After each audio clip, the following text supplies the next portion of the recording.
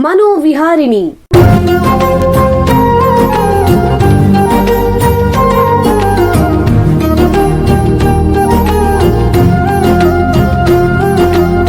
ಬೆಂಗಳೂರಿನ ನಿಮ್ಹಾನ್ಸ್ ವತಿಯಿಂದ ಮಾನಸಿಕ ಆರೋಗ್ಯ ಮತ್ತು ನರವಿಜ್ಞಾನ ಕುರಿತ ಪ್ರಾಯೋಜಿತ ಶಿಕ್ಷಣ ಮಾಲಿಕೆ. ಸಹಯೋಗ ಡಾಕ್ಟರ್ ರಾಮಚಂದ್ರ ಎನ್ ಮೂರ್ತಿ, ಮಾನಸಿಕ ಆರೋಗ್ಯ ಮತ್ತು ನರವಿಜ್ಞಾನ ಪ್ರತಿಷ್ಠಾನ, ನಿಮ್ಹಾನ್ಸ್. ಕೇಳಿ ಮಾನಸಿಕ ಆರೋಗ್ಯ ಮತ್ತು ನರವಿಜ್ಞಾನ ಕುರಿತ ಮಾಲಿಕೆ ಮನೋವಿಹಾರಿಣಿ. ನಮಸ್ಕಾರ ಶ್ರೋತೃಗಳೇ, ನಿಮಗೆಲ್ಲರಿಗೂ ಮನೋವಿಹಾರಿಣಿ ಶಿಕ್ಷಣ ಮಾಲಿಕೆಯ ಈ ಸಂಚಿಕೆಗೆ ಆತ್ಮೀಯ ಸ್ವಾಗತ. ಹಿಂದಿನ ಸಂಚಿಕೆಯಲ್ಲಿ ಮನಃಶಾಸ್ತ್ರ ಕ್ಷೇತ್ರದಲ್ಲಿ ಬಳಕೆಯಲ್ಲಿರುವಂತಹ ನ್ಯೂರೋ ಫೀಡ್ಬ್ಯಾಕ್ ಅನ್ನೋ ಉಪಯುಕ್ತ ಚಿಕಿತ್ಸಾ ವಿಧಾನದ ಬಗ್ಗೆ ತಿಳ್ಕೊಂಡ್ವಿ. ಇವತ್ತು ಅದನ್ನು ಮುಂದುವರಿಸೋಣ. ಹಿಂದಿನ ಸಂಚಿಕೆಯಲ್ಲಿ ತಜ್ಞರು ಮಿದುಳಿನ ಚಟುವಟಿಕೆ ಅಂದ್ರೇನು, ಅದನ್ನು ಅಳೆಯುವ ವಿಧಾನಗಳು ಯಾವುವು ಅನ್ನೋದನ್ನು ತಿಳಿಸಿದ್ರು. ಅಂತಹ ಸಾಧನಗಳಲ್ಲಿ ಒಂದು ಎಲೆಕ್ಟ್ರೋಎನ್ಸೆಫೆಲೋಗ್ರಾಮ್ ಅಥವಾ EEG ಅನ್ನೋ ಮುಖ್ಯವಾದ ಸಾಧನ. ಈ EEG ಅಂದ್ರೇನು, ಅದನ್ನು ಉಪಯೋಗಿಸೋದ್ರಿಂದ ಮೆದುಳಿನ ಕಾರ್ಯವನ್ನು ಅರ್ಥ ಮಾಡ್ಕೊಳ್ಳೋಕ್ಕೆ ಹೇಗೆ ಸಹಾಯಕ, ಇದಕ್ಕೂ ಈ ನ್ಯೂರೋ ಫೀಡ್ಬ್ಯಾಕ್ ಅನ್ನೋ ಮೆದುಳಿನ ಚಿಕಿತ್ಸಾ ವಿಧಾನಕ್ಕೂ ಏನು ಸಂಬಂಧ ಅನ್ನೋದನ್ನು ತಜ್ಞರು ವಿವರಿಸಿದ್ರು. ಈ ನ್ಯೂರೋ ಫೀಡ್ಬ್ಯಾಕ್ ಅನ್ನೋದು ಹೇಗೆ ಕೆಲಸ ಮಾಡುತ್ತೆ, ಇದಕ್ಕೆ ಬೇಕಾದ ಉಪಕರಣಗಳು, ಎಕ್ವಿಪ್ಮೆಂಟ್ ಯಾವುದು, ಹಾಗೇನೆ ಯಾವ್ಯಾವ ರೀತಿ ವಸ್ತುಗಳನ್ನು ಬಳಸ್ತಾರೆ, ದೃಶ್ಯಗಳನ್ನು, ಚಿತ್ರಗಳನ್ನು ಅಥವಾ ಆಟಗಳನ್ನು ಬಳಸ್ತಾರೆಯೇ, ನ್ಯೂರೋ ಫೀಡ್ಬ್ಯಾಕಿಂದ ಮೆದುಳು ಹೇಗೆ ಕಲ್ತ್ಕೊಳ್ಳುತ್ತೆ ಅನ್ನೋದನ್ನು ಕೂಡ ತಜ್ಞರು ತಿಳಿಸಿದರು. ಮತ್ತು ಈ ನ್ಯೂರೋ ಫೀಡ್ಬ್ಯಾಕ್ ಅನ್ನೋದು ಒಂದು ಸೆಷನ್ನಲ್ಲೇ ಪೂರ್ತಿಯಾಗಲ್ಲ, ಒಂದಕ್ಕಿಂತ ಹೆಚ್ಚು ಸೆಷನ್ಗಳು ಬೇಕಾಗತ್ತೆ. ಒಂದು ನ್ಯೂರೋ ಫೀಡ್ಬ್ಯಾಕ್ ಸೆಷನ್ನಲ್ಲಿ ಏನೆಲ್ಲ ಆಗುತ್ತೆ, ಎಷ್ಟು ಹೊತ್ತಿರುತ್ತೆ, ಸಾಮಾನ್ಯವಾಗಿ ಎಷ್ಟು ಸೆಷನ್ಗಳು ಬೇಕಾಗ್ಬೋದು, ನ್ಯೂರೋ ಫೀಡ್ಬ್ಯಾಕ್ ಬಗ್ಗೆ ಇರುವಂತಹ ತಪ್ಪು ಕಲ್ಪನೆಗಳು ಯಾವುವು ಅನ್ನೋದನ್ನು ಕೂಡ ತಜ್ಞರು ತಿಳಿಸಿದರು. ಈ ನ್ಯೂರೋ ಫೀಡ್ಬ್ಯಾಕ್ ಅನ್ನೋದನ್ನು ಮೆದುಳಿನ ಮತ್ತು ಮಾನಸಿಕ ಕಾಯಿಲೆಗಳ ಚಿಕಿತ್ಸೆಯಲ್ಲಿ ಹೇಗೆ ಬಳಸ್ಬೋದು ಅನ್ನೋದನ್ನು ಇಂದಿನ ಸಂಚಿಕೆಯಲ್ಲಿ ತಿಳ್ಕೊಳ್ಳೋಣ. ಮನಃಶಾಸ್ತ್ರ ಕ್ಷೇತ್ರದಲ್ಲಿ ಸುಮಾರು 35 ವರ್ಷಗಳಿಂದ ವೈದ್ಯಕೀಯ ಸೇವೆ ಮತ್ತು ಸಂಶೋಧನೆ ಮಾಡ್ತಾ ಇರುವಂತಹ ನಿಮ್ಹಾನ್ಸ್ನ ಕ್ಲಿನಿಕಲ್ ಸೈಕಾಲಜಿ ವಿಭಾಗದ ಮುಖ್ಯಸ್ಥರು ಮತ್ತು ಪ್ರಾಧ್ಯಾಪಕರಾಗಿರೋ ಡಾಕ್ಟರ್ ಜಮುನಾ ರಾಜೇಶ್ವರನ್ ಅವರು ನಮ್ಮ ಜೊತೆಗಿದ್ದಾರೆ. ಅವರನ್ನು ಸ್ವಾಗತಿಸೋಣ. ನಮಸ್ಕಾರ ಡಾಕ್ಟರ್ ಜಮುನಾ ಅವರೇ. ನಮಸ್ಕಾರ ಡಾಕ್ಟರ್ ಭರತ್. ನಿಮಗೆ ಈ ಕಾರ್ಯಕ್ರಮಕ್ಕೆ ಸ್ವಾಗತ. ಡಾಕ್ಟ್ರೇ, ನಿಮಗೆ ಮೊದಲನೇ ಪ್ರಶ್ನೆ ಏನು ಅಂತಂದರೆ, ಈ ನ್ಯೂರೋ ಫೀಡ್ಬ್ಯಾಕ್ ಅನ್ನೋ ಚಿಕಿತ್ಸಾ ಸಾಧನವನ್ನು ಯಾವ ರೀತಿ ಮಾನಸಿಕ ಅಸ್ವಸ್ಥತೆಗಳಲ್ಲಿ ಸಾಮಾನ್ಯವಾಗಿ ಬಳಸಲಾಗುತ್ತೆ, ದಯವಿಟ್ಟು ತಿಳಿಸಿ. ಮಾನಸಿಕ ಕಂಡೀಷನ್ಸ್ ಮಾತಾಡೋಕೆ ಮುಂಚೆ ನಾನು ಒಂದು ಎಕ್ಸಾಂಪಲ್ ಕೊಡ್ತೀನಿ. ನಮ್ಮ ಅಭಿನವ್ ಬಿಂದ್ರಾ ಗೊತ್ತಲ್ಲ, ಒಲಿಂಪಿಕ್ ಶೂಟರ್, ಇವರು 250 ಸೆಷನ್ಸ್ ತಗೊಂಡಿದ್ದಾರೆ ನ್ಯೂರೋ ಫೀಡ್ಬ್ಯಾಕ್ ಟ್ರೈನಿಂಗ್. ಯಾಕಂದ್ರೆ ಅವ್ರಿಗೆ ಫೋಕಸ್ಡ್ ಅಟೆನ್ಷನ್ ಬೇಕಾಗಿದೆ, ಏಕಾಗ್ರತೆ ಬೇಕು. ನಮ್ಮ ಒಲಿಂಪಿಕ್ ಪ್ಲೇಯರ್ಸ್ ಎಲ್ಲ ಈ ನ್ಯೂರೋ ಫೀಡ್ಬ್ಯಾಕ್ ತಗೊಳ್ತಾರೆ. ಯಾಕೆ? ಫಸ್ಟ್ ರಿಲ್ಯಾಕ್ಸೇಷನ್ ಬೇಕು, ಫೋಕಸ್ ಬೇಕು. ಕೆಲವಾರು ಕ್ಲಿನಿಕಲ್ ಕಂಡೀಷನ್ಸ್, ನ್ಯೂರೋಲಾಜಿಕಲ್ ಮತ್ತೆ ಸೈಕ್ಯಾಟ್ರಿಕ್ ಕಂಡೀಷನ್ ನಲ್ಲಿ ಮಾಡಿದ್ದೀವಿ, ಆಂಗ್ಸೈಟಿನಲ್ಲಿ ಮಾಡಿದ್ದೀವಿ, ಡಿಪ್ರೆಷನ್ ನಲ್ಲಿ ಮಾಡಿದ್ದೀವಿ, ಈ attention deficit hyperactivity disorder ಮಕ್ಕಳಲ್ಲಿ, ಆಟಿಸಮ್ನಲ್ಲಿ ಮಾಡಿದ್ದೀವಿ, ಕೆಲವಾರು ಸೆವ್ರಲ್ ಕಂಡೀಷನ್ಸ್ ನಲ್ಲಿ ಮಾಡಿದ್ದೀವಿ. ಅದರಿಂದ ನನಗೆ ಇವಾಗ ಖಂಡಿತ ಗೊತ್ತಾಗಿದೆ, ಈ neuro feedback is useful not only in patients but normal ಇಂಡಿವಿಜುವಲ್ಸ್ಗೆನು. ಇವಾಗ IT ಕಂಪನಿನಲ್ಲಿ ಸ್ಟ್ರೆಸ್ಗೆ ನಾವು ಕೊಡ್ಬಹುದು, ಇಲ್ಲ ಅಂದ್ರೆ ಪೀಕ್ ಪರ್ಫಾರ್ಮೆನ್ಸ್ ಇಷ್ಟೇ ನಾನು ಮಾಡೋಕ್ಕಾಗುತ್ತೆ, ಇದರಿಂದ ಜಾಸ್ತಿ ಮಾಡಬೇಕು ಅಂದ್ರೇನು ನಾವು ಈ ಟ್ರೈನಿಂಗ್ ಕೊಡ್ಬೋದು. ನೀವು ಒಂದಷ್ಟು ಮಾನಸಿಕ ಸಮಸ್ಯೆಗಳ ಬಗ್ಗೆ ಹೇಳಿದ್ರಿ. ಉದಾಹರಣೆಗೆ ಆತಂಕ, ಖಿನ್ನತೆ ಅಥವಾ ADHD ಅಥವಾ ನಿದ್ರೆ ಸಮಸ್ಯೆ, ಮಾದಕ ವಸ್ತು ಬಳಕೆಯ ಅಸ್ವಸ್ಥತೆ ಅಥವಾ ಕಲಿಕಾ ನ್ಯೂನತೆಗಳು, ನರವಿಕಾಸದ ಅಸ್ವಸ್ಥತೆ, ಹಲವಾರು ವಿಧವಾದ ಈ ಮಾನಸಿಕ ಸಮಸ್ಯೆಗಳಲ್ಲಿ ಈ ನ್ಯೂರೋ ಫೀಡ್ಬ್ಯಾಕ್ ಅನ್ನೋದು ಹೇಗೆ ಸಹಾಯ ಮಾಡುತ್ತೆ, ಬೇರೆ ಬೇರೆ ರೀತಿ ಸಹಾಯ ಮಾಡುತ್ತಾ, ದಯವಿಟ್ಟು ತಿಳಿಸಿ. ಇವಾಗ ಒಂದು ಕ್ಲೈಂಟ್ ಬಂದ್ರೆ ಅವ್ರಿಗೆ ಕುಡಿಯೋ ಪ್ರಾಬ್ಲಮ್ ಇದ್ರೆ ಅದರ ಬಗ್ಗೆ ನಾವು ಡೀಟೇಲ್ ಆಗಿ ಇಂಟರ್ವ್ಯೂ ಮಾಡಿ ಅವ್ರಿಗೆ ಸ್ವಲ್ಪ ಟೆಸ್ಟ್ಗಳನ್ನು ಕೊಟ್ಟು ಅವ್ರನ್ನ ಅರ್ಥ ಮಾಡಿಕೊಂಡು ಆಮೇಲೆ ನಾವು ಎಲ್ಲಿ ಈ ಎಲೆಕ್ಟ್ರೋಡ್ಸ್ ಅನ್ನ ಫಿಕ್ಸ್ ಮಾಡಿ ಇವ್ರಿಗೆ ಟ್ರೈನಿಂಗ್ ಕೊಡಬೇಕು ಅಂತ ನಾವು ಡಿಸೈಡ್ ಮಾಡ್ತೀವಿ. ಅಂದ್ರೆ ಆಯಾ ಮಾನಸಿಕ ಸಮಸ್ಯೆಗೆ ಸಂಬಂಧಪಟ್ಟಂಗೆ ನೀವು ವಿವಿಧ ರೀತಿಯ ನ್ಯೂರೋ ಫೀಡ್ಬ್ಯಾಕ್ ಸೆಷನ್ಸ್ ಮಾಡ್ತೀವಿ. ಹಂಗೆ ಮಾಡಬೇಕು, ಇಲ್ಲಾಂದ್ರೆ ನಾವು ರಾಂಗ್ ಎಲೆಕ್ಟ್ರೋಡ್ಸ್ ಬೇರೆ ಕಡೆ ಫಿಕ್ಸ್ ಮಾಡಿದ್ರೆ ಅವರು ವರ್ಸ್ ಆಗಕ್ಕಿನೂ ಅವಕಾಶ ಇದೆ. ಅದು ಇನ್ಫ್ಯಾಕ್ಟ್ ಏನಾಗಿದೆ, ಒಂದು ADHD ಮಗು ಬಂತು, ನನಗೆ ಮೆಡಿಕೇಶನ್ ಮಾತ್ರೆಗಳು ಆ ಮಗು ತಗೊಳ್ತಾ ಇತ್ತು. ನಮ್ಮ ನ್ಯೂರೋ ಫೀಡ್ಬ್ಯಾಕ್ ಕೊಟ್ಟ ಮೇಲೆ ಇನ್ನೂ ವರ್ಸ್ ಆಗ್ಬಿಟ್ಟ ಆ ಹುಡುಗ. ಆಮೇಲೆ ಲಕ್ಲಿ ನನಗೆ ಏನಾಯ್ತು ಅಂದರೆ ನಮ್ಮ ಚೈಲ್ಡ್ ಅಂಡ್ ಅಡೋಲೆಸೆಂಟ್ ಮೆಂಟಲ್ ಹೆಲ್ತಿಂದ ನಮ್ಮ ಡಾಕ್ಟರ್ ಅವರು ಇಮಿಡಿಯೇಟ್ ಆಗಿ ನಾವು ಅವ್ರ ತೋರಿಸಿದ್ಮೇಲೆ ಅವರು ಆ ಮೆಡಿಕೇಶನನ್ನು ಸ್ವಲ್ಪ ಕಡಿಮೆ ಮಾಡಿದ್ರು. ಸೊ ಇದೆಲ್ಲ ನಾವು ಅರ್ಥ ಮಾಡ್ಕೊಳ್ಬೇಕು, ಇಲ್ಲ ಅಂದ್ರೆ ನಾವು we can version the client. ಅಂದ್ರೆ ಪ್ರತಿಯೊಂದು ಮಾನಸಿಕ ಸಮಸ್ಯೆಗೆ ಮತ್ತು ಪ್ರತಿಯೊಂದು ರೋಗಿಗೆ ತಕ್ಕಂಗೆ ನೀವು ನ್ಯೂರೋ ಫೀಡ್ಬ್ಯಾಕ್ ಅನ್ನು ಬದಲಾಯಿಸಬೇಕಾಗುತ್ತೆ, ಟೇಲರ್ ಮಾಡಬೇಕು.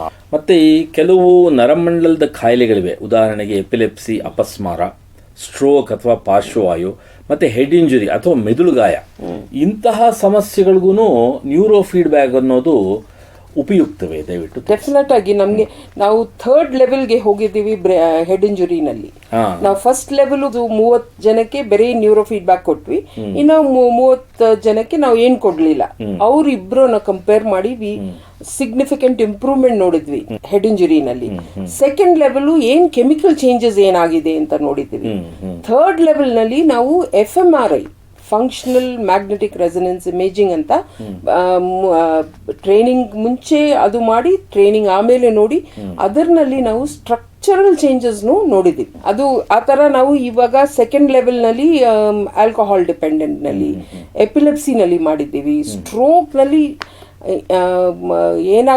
ಆಗುತ್ತೆ ನಾವು alpha training back side of the head ಕೊಡ್ತೀವಿ.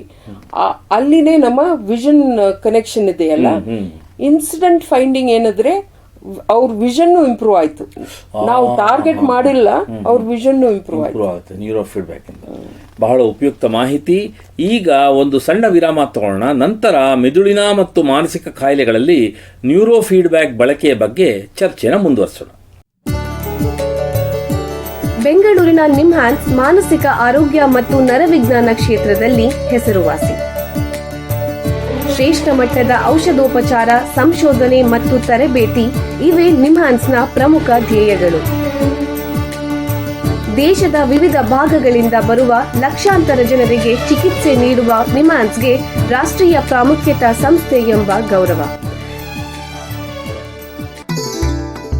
ಚಿಕಿತ್ಸೆ ಮತ್ತು ವೈದ್ಯಕೀಯ ಸೇವೆಗಳ ಜೊತೆಯಲ್ಲಿ ನರರೋಗ ಮತ್ತು ಮನೋವೈದ್ಯಕೀಯ ಪುನರ್ವಸತಿ ಸೇವೆಗಳು, ಸಮುದಾಯ ಮಟ್ಟದ ಆರೋಗ್ಯ ಕಾರ್ಯಕ್ರಮಗಳನ್ನು ನಡೆಸುವುದು ಹಾಗೂ ಜನಜಾಗೃತಿ ಮೂಡಿಸುವ ಕೆಲಸಗಳಲ್ಲಿ ಸಕ್ರಿಯವಾಗಿದೆ ನಿಮ್ಹಾನ್ಸ್.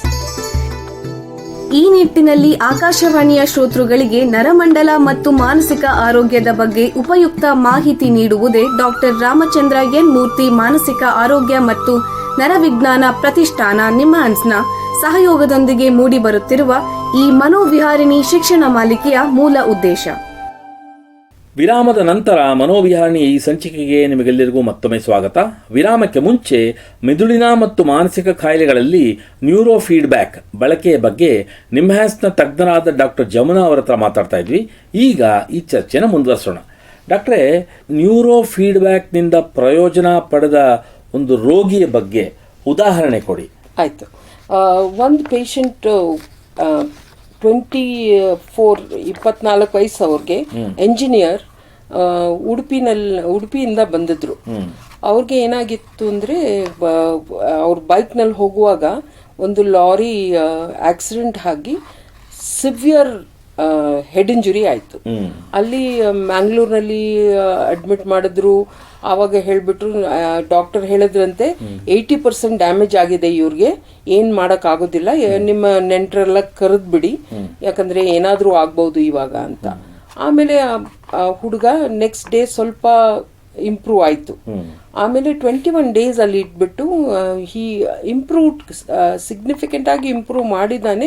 ಅಂದರೆ ಈ ಸ್ವೆಟ್ಟಿಂಗ್ ಜಾಸ್ತಿ ಆಗಿ, ಮಾತಾಡೋದಿಲ್ಲ, ಕೋಪ ಜಾಸ್ತಿ ಮಾಡ್ಕೊಳ್ಳೋದು, ಈ ಥರ ಇದ್ದ. ಅವಾಗ ಅಲ್ಲಿ ಹೇಳಿದ್ದಾರೆ, ನೀವು ನಿಮ್ಹಾನ್ಸ್ಗೆ ಕರ್ಕೊಂಡು ಹೋಗಿ, ಅಲ್ಲಿ ನ್ಯೂರೋ ಫೀಡ್ಬ್ಯಾಕ್ ಅಂತ ಮಾಡ್ತಾರೆ ಒಂದು ಡಾಕ್ಟ್ರು ಅಂತ ನನ್ನ ಹೆಸರು ಹೇಳಿ ಕಳಿಸಿದ್ರು.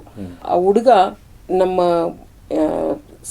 ಸೆಂಟರ್ಗೆ ಬರೋಕ್ಕೆ ಅವ್ರ ತಾಯಿ 45 ಮಿನಿಟ್ಸ್ 1 ಅವರ್ ಆಗುತ್ತೆ, ಅಲ್ಲಿಂದ ಬರೋದಿಲ್ಲ. ತುಂಬಾ ಅಗ್ರೆಷನ್, ಆ ಮದರನ್ನು ಎಳೆಯೋದು, ಒಡೆಯೋದು ಎಲ್ಲ ಮಾಡ್ತಾ ಇದ್ದ. ಆವಾಗ ನಮ್ಮ ಹತ್ರ ಬಂದು ಕೂತ್ಕೊಂಡು ನಾನು ಮಾತಾಡಿದೆ. ಇನಿಷಿಯಲ್ ಆಗಿ ನ್ಯೂರೋ ಫೀಡ್ಬ್ಯಾಕ್ ಕೊಡಲಿಲ್ಲ ನಾನು, ಯಾಕಂದರೆ ಕೂತ್ಕೊಳ್ಳೋದಿಲ್ಲ. ನ್ಯೂರೋ ಫೀಡ್ಬ್ಯಾಕ್ ಎಲೆಕ್ಟ್ರೋಡ್ಸ್ ಫಿಕ್ಸ್ ಮಾಡಿದ್ರೆ ತೆಗೆದು ಹಾಕೋದು ಅದೆಲ್ಲ ಮಾಡ್ತಾ ಇದ್ದೆ. ನಾನೇನು ಮಾಡಿದೆ, ಇನಿಷಿಯಲ್ ಆಗಿ ಸ್ವಲ್ಪ ಅಟ್ಲೀಸ್ಟ್ ರ್ಯಾಪೋ ಎಸ್ಟಾಬ್ಲಿಷ್ ಆಗಬೇಕು ಅಂತ ಒಂದು 3-4 ಸೆಷನ್ಸ್ ಮಾತಾಡಿದೆ. ಆಮೇಲೆ ಒಪ್ಕೊಂಡ ಕೂತ್ಕೊಳ್ಳೋಕ್ಕೆ. ಅಂದರೆ ಇನಿಷಿಯಲ್ ಆಗಿ 5 ಮಿನಿಟ್ಸ್ನೂ ಕೊಡೋಕ್ಕಾಗ್ತಾ ಇಲ್ಲ, ಸ್ಲೋವಾಗಿ ಕೊಟ್ವಿ. 5 ಸೆಷನ್ಸ್ ಕಂಪ್ಲೀಟ್ ಮಾಡಿದ್ಮೇಲೆ ಅವನ ಅಗ್ರೆಷನ್ ಕಂಪ್ಲೀಟ್ ಆಗಿ ಸ್ಟಾಪ್ ಆಯಿತು. ಆ ಮದರ್ನು ಅಷ್ಟು ಆಶ್ಚರ್ಯಪಟ್ಟರು, ಏನಿದು 5 ಸೆಷನ್ನೇ ಕೊಟ್ಟಿದ್ದೀವಿ ಅಂತ. ಆ ರೆಕಾರ್ಡಿಂಗ್ನು ಅವ್ರ ಹತ್ರ ತಗೊಂಡಿದ್ದೀನಿ, ಅವ್ರ ಪರ್ಮಿಷನ್ ತಗೊಂಡು ರೆಕಾರ್ಡಿಂಗ್ನು ಮಾಡಿದ್ದೀನಿ. ಆಮೇಲೆ 20 ಸೆಷನ್ಸ್ ಕೊಟ್ವಿ. ತುಂಬಾ ಇಂಪ್ರೂವ್ ಆಗಿತ್ತು. ಕಾಗ್ನಿಷನಿಂದ ಈ ಅಟೆನ್ಷನು, ಮೆಮರಿ ಇದೆಲ್ಲ ಇಂಪ್ರೂವ್ ಆಯಿತು. ಅವ್ರ ಬಿಹೇವಿಯರ್ ಇಂಪ್ರೂವ್ ಆಯಿತು, ಅವ್ರ ಇಮೋಷನ್ ಇಂಪ್ರೂವ್ ಆಯಿತು. ಮನೆಗೆ ಹೋದರು. ಆಮೇಲೆ ಇನ್ನೂ 20 ಸೆಷನ್ಸ್ಗೆ ಬಂದರು. ಇನ್ ಆಲ್ 60 ಸೆಷನ್ ಕೊಟ್ಟಿದ್ದೀವಿ. ಇವಾಗ ಆ ಹುಡುಗ ಕೆಲಸಕ್ಕೆ ಹೋಗ್ತಾ ಇದೆ. ಸಾಕಷ್ಟು ಸುಧಾರಣೆ ಕಂಡಿದೆ ಅವರ ಆರೋಗ್ಯ ಸ್ಥಿತಿಲಿ. ಬಹಳ ಒಳ್ಳೆಯ ಉದಾಹರಣೆ ಕೊಟ್ಟಿದ್ದೀರಾ. ಈಗ ನಿಮ್ಮ ಪ್ರಕಾರ ಸಾಧಾರಣವಾಗಿ ರೋಗಿಗಳಲ್ಲಿ ಯಾವ ರೀತಿ ಸುಧಾರಣೆಗಳು ಕಂಡು ಬರುತ್ತೆ ಮತ್ತು ಈ ರೀತಿ ಸುಧಾರಣೆಗಳು ದೀರ್ಘಕಾಲಿಕವಾಗಿ ಉಳಿಯುತ್ತೆಯೇ? ರೀಲ್ಯಾಪ್ಸ್ ಬಂದು ನಾವು ತುಂಬಾ ನೋಡಿಲ್ಲ, ಯಾಕಂದ್ರೆ ಬ್ರೈನ್ ವೇವ್ಸ್ಗಳು ಅದನ್ನ ಸೆಲ್ಫ್ ರೆಗ್ಯುಲೇಟ್ ಮಾಡಕ್ಕೆ ನಾವು ಟ್ರೈನ್ ಮಾಡಿಬಿಡ್ತೀವಿ. ಯಾರು ಬರ್ತಾರೆ ಅಂದ್ರೆ, ಇವಾಗ ಹೆಡ್ ಇಂಜುರಿ ಆಗಿದೆ, ಆಮೇಲೆ ಅವರು ಆಲ್ಕೋಹಾಲ್ ತಗೊಳಕ್ಕೆ ಸ್ಟಾರ್ಟ್ ಮಾಡಿದ್ದಾರೆ. ಇವಾಗ ಏನಾಗುತ್ತೆ, ತಿರ್ಗಾ ಆ ಪ್ರಾಬ್ಲಮ್ಸ್ ಎಲ್ಲ ಸರ್ಫೇಸ್ ಆಗುತ್ತೆ. ಆ ತರ ಅವರೇ ಬರೋದು. ಈ ಟ್ರೈನಿಂಗ್ ಆಗಿ ಅವರು ಪ್ರಿಮಾರ್ಬಿಡ್ ಅದು ಹೆಂಗ್ ಮುಂಚೆ ಇದ್ರು ಹಂಗ ಆ ಸ್ಟೇಟ್ಗೆ ಹೋಗ್ಬಿಟ್ಟ ಮೇಲೆ ಯಾರು ಅಷ್ಟು ನೋಡಿಲ್ಲ ನಾವು. ತಿರ್ಗಾ ಬಂದು ಈ ಟ್ರೈನಿಂಗ್ ಬೇಕು ಅಂತ. ಆಮೇಲೆ ಇನ್ನೊಂದು, ಈ ನ್ಯೂರೋ ಫೀಡ್ಬ್ಯಾಕ್ ಅನ್ನೋದನ್ನ ಏಕಾಂಗಿಯಾಗಿ ಅಂದ್ರೆ ಅದೊಂದನ್ನೇ ಬಳಸಬಹುದೇ ಅಥವಾ ಅದರ ಜೊತೆ ಬೇರೆ ಚಿಕಿತ್ಸೆಗಳು, ಔಷಧಿಗಳನ್ನು ತಗೋಬೇಕೆ? ದಯವಿಟ್ಟು ಅದು ನಾನು ಮಾಡಿರೋ ರಿಸರ್ಚ್ಗಳೆಲ್ಲ ಪೇಷಂಟ್ಗಳು ಮೆಡಿಸಿನ್ ತಗೊಳ್ತಾ ಇದ್ರು. ಅಂದ್ರೆ ನಾನು ಅದೇ ಡೋಸೇಜ್ ಮೇಂಟೈನ್ ಮಾಡಿ ನಮ್ ಟ್ರೈನಿಂಗ್ ಕೊಟ್ಟಿದ್ದೀವಿ, ಬೇರೆ ಮೆಡಿಕೇಶನ್ ಟ್ರೈನಿಂಗ್ ಕೊಟ್ಟಿದ್ದೀವಿ. ಇದು ನ್ಯೂರೋ ಫೀಡ್ಬ್ಯಾಕ್ ಮೆಡಿಕೇಶನ್ ಇಂಪ್ರೂವ್ಮೆಂಟ್ ಜಾಸ್ತಿ ಆಗಿದೆ. ಏನ್ ಮಾಡ್ತೀವಿ ಅಂದ್ರೆ, ನಾವು ಮೆಡಿಸಿನ್ ಬೇಡ, ಪೇಷಂಟ್ ಬೇಡ ಅಂದ್ರೆ ಇಂಡಿವಿಜುವಲ್ ಕೇಸ್ನಲ್ಲಿ ನಾವು ಅವ್ರಿಗೇನು ಕೊಟ್ಟಿದ್ದೀವಿ, ಅದೂ ಇಂಪ್ರೂವ್ ಆಗಿದೆ. ಇವಾಗ ಬರೋರೆಲ್ಲ ಮೆಡಿಸಿನ್ಸ್ ಬೇಡ ಅಂತಾರೆ ಎಲ್ಲ. ಹೌದು. ಈ ನ್ಯೂರೋ ಫೀಡ್ಬ್ಯಾಕ್ ಬಗ್ಗೆ ಮಾಹಿತಿ ಕೇಳ್ತಾ ಇದ್ದಾರಲ್ಲ ಕೇಳುಗರು, ಅವ್ರು ಇದ್ರ ಬಗ್ಗೆ ಹೆಚ್ಚಿನ ಮಾಹಿತಿ ಪಡಿಬೇಕು ಅಥವಾ ಇದನ್ನ ತರಬೇತಿ ಅಥವಾ ಇದರ ಚಿಕಿತ್ಸೆ ತಗೋಬೇಕು ಅಂದ್ರೆ ಯಾರನ್ನ ಸಂಪರ್ಕಿಸ್ತಾರೆ? ಅಂದ್ರೆ ಈ ಟ್ರೈನಿಂಗ್ ಎಲ್ಲ ಜಾಗದಲ್ಲಿ, ಎಲ್ಲ ಇನ್ಸ್ಟಿಟ್ಯೂಟ್ ನಲ್ಲಿನೂ ಕೊಡೋದಿಲ್ಲ. ಇವಾಗ ಬರ್ತಾ ಇದೆ ಇಂಡಿಯಾದಲ್ಲಿ. ಇವಾಗ ಕೆಲವರು ಇದಕ್ಕೆ ಟ್ರೈನಿಂಗ್ ಆಗಬೇಕು, BCIA ಸರ್ಟಿಫಿಕೇಟ್ ತಗೊಳ್ಬೇಕು. ಆವಾಗಲೇ ಇದನ್ನ ಪ್ರಾಕ್ಟೀಸ್ ಮಾಡಬೇಕು. ಇವಾಗ ನಿಮ್ಯಾನ್ಸ್ಗೆ ಬರ್ಬಹುದು ಅವರು ಬಂದು. ನಾವು ಅಫ್ಕೋರ್ಸ್ ವೇಟ್ ಲಿಸ್ಟ್ ಇದೆ ನಿಮ್ಯಾನ್ಸ್ನಲ್ಲಿ, ನಿಮಗೆ ಗೊತ್ತಾಗಿದೆ ಎಷ್ಟು ಪೇಷಂಟ್ಸ್ಗಳು ಬರ್ತಾರೆ ಅಂತ. ಇನ್ನು ಈ lab first and the only lab in the country. But ಇವಾಗ ಬರ್ತಾ ಇದೆ ನ್ಯೂರೋ ಫೀಡ್ಬ್ಯಾಕ್. ಸಾಧಾರಣವಾಗಿ ಯಾರೇ ಆಗಲಿ ಮೊದಲು ನಿಮ್ಯಾನ್ಸ್ಗೆ ಭೇಟಿ ಮಾಡೋದು ಉತ್ತಮ ಅಂತ ಹೇಳ್ತಿದ್ದೀರಾ. ಅದೇ ಸ್ವಲ್ಪ ಸಮಯ ಆಗತ್ತೆ, ಅವ್ರ ಸರ್ದಿಗೋಸ್ಕರ ಕಾಯಬೇಕು. ಖಾಸಗಿ ಸಂಸ್ಥೆಗಳಲ್ಲೂ ಇನ್ನು ಮುಂದಿನ ಕಾಲದಲ್ಲಿ ಬರಬಹುದು ಅಂತ ಹೇಳ್ತಾರೆ. ಬಹಳ ಉಪಯುಕ್ತ ಮಾಹಿತಿ ನೀಡಿದ್ದೀರಾ. ನೋಡಿ, ನಿಮ್ಮ ಹತ್ರ ಮಾತಾಡ್ತಾ ಕಾಲ ಕಳೆದಿದ್ದೇ ಗೊತ್ತಾಗಲಿಲ್ಲ. ಇಲ್ಲಿಗೆ ಈ ಸಂಚಿಕೆ ಮುಗಿಸುವಂಥ ಸಮಯ ಆಗ್ತಿದೆ. ಡಾಕ್ಟರ್ ಜಮುನಾ ಅವರೇ, ಎಲ್ಲ ಕೇಳುಗರಿಗೆ ನ್ಯೂರೋ ಫೀಡ್ಬ್ಯಾಕ್ ಬಗ್ಗೆ ಉಪಯುಕ್ತ ಮಾಹಿತಿ ನೀಡಿದ್ದೀರಾ. ನಿಮಗೆ ಎಲ್ಲರ ಪರವಾಗಿ ಧನ್ಯವಾದಗಳು. ಶ್ರೋತೃಗಳೇ, ಮಾನಸಿಕ ಆರೋಗ್ಯ ಮತ್ತು ನರವಿಜ್ಞಾನದ ಬಗ್ಗೆ ಇನ್ನೂ ಹೆಚ್ಚಿನ ಮಾಹಿತಿಯೊಂದಿಗೆ ಮನೋವಿಹಾರಣೆ ಮುಂದಿನ ಸಂಚಿಕೆಯಲ್ಲಿ ಭೇಟಿಯಾಗೋಣ. ನಮಸ್ಕಾರ. ನಮಸ್ಕಾರ. ಇಲ್ಲಿಯವರೆಗೆ ಬೆಂಗಳೂರಿನ ನಿಮ್ಹಾನ್ಸ್ ವತಿಯಿಂದ ಮಾನಸಿಕ ಆರೋಗ್ಯ ಮತ್ತು ನರವಿಜ್ಞಾನ ಕುರಿತ ಪ್ರಾಯೋಜಿತ ಶಿಕ್ಷಣ ಮಾಲಿಕೆ ಮನೋವಿಹಾರಿಣಿ ಕೇಳಿದಿರಿ. ಸಹಯೋಗ ಡಾಕ್ಟರ್ ರಾಮಚಂದ್ರ ಎನ್ ಮೂರ್ತಿ, ಮಾನಸಿಕ ಆರೋಗ್ಯ ಮತ್ತು ನರವಿಜ್ಞಾನ ಪ್ರತಿಷ್ಠಾನ, ನಿಮ್ಹಾನ್ಸ್. ನೆರವು ಡಾಕ್ಟರ್ KS ಮೀನಾ, ನಿಮ್ಹಾನ್ಸ್. ಮಾನಸಿಕ ಆರೋಗ್ಯ ಶಿಕ್ಷಣ ವಿಭಾಗ, ನಿಮ್ಹಾನ್ಸ್ ಹಾಗೂ ನಿವೇದಿತಾ BS, ನಿಮ್ಹಾನ್ಸ್. ಸಂಗೀತ ಸಂಯೋಜನೆ ಕೆ ಕಲ್ಯಾಣ್. ಪರಿಕಲ್ಪನೆ, ನಿರೂಪಣೆ ಮತ್ತು ನಿರ್ಮಾಣ ಡಾಕ್ಟರ್ MM ಶ್ರೀನಿವಾಸ್ ಭರತ್, ನಿಮ್ಹಾನ್ಸ್. ನಿಮ್ಮ ಸಂದೇಶಗಳನ್ನು ಕಳಿಸಬೇಕಾದ ದೂರವಾಣಿ ಸಂಖ್ಯೆ 7891105524 7899105524. ವಾಟ್ಸ್ಆಪ್ ಸಂದೇಶಗಳು ಮಾತ್ರ. ಈ ಕಾರ್ಯಕ್ರಮದ ಮುಂದಿನ ಸಂಚಿಕೆ ಮುಂದಿನ ವಾರ ಇದೇ ಸಮಯಕ್ಕೆ ಮನೋವಿಹಾರಿಣಿ ಮಾಲಿಕೆಯಲ್ಲಿ.